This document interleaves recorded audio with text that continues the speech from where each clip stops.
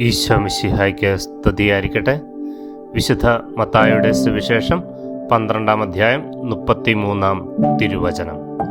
ഒന്നുകിൽ വൃക്ഷം നല്ലത്, ഫലവും നല്ലത്, അല്ലെങ്കിൽ വൃക്ഷം ചീത്ത, ഫലവും ചീത്ത. എന്തെന്നാൽ ഫലത്തിൽ നിന്നാണ് വൃക്ഷത്തെ മനസ്സിലാക്കുന്നത്. ഒരു ഫലവൃക്ഷം നട്ടുവളർത്തുമ്പോൾ നല്ല രുചികരമായ ഫലമാണ് പ്രതീക്ഷിക്കുന്നത്.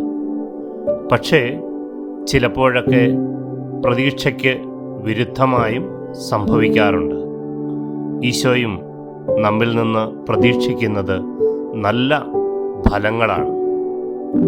ഈശോയെ, പരിശുദ്ധാത്മാവിനാൽ ഞങ്ങളെ നിറച്ച് ദൈവിക സ്വഭാവമുള്ളവരാക്കി നല്ല ഫലം പുറപ്പെടുവിക്കുന്നവരാക്കി ഞങ്ങളെ മാറ്റണമേ. ആമേൻ.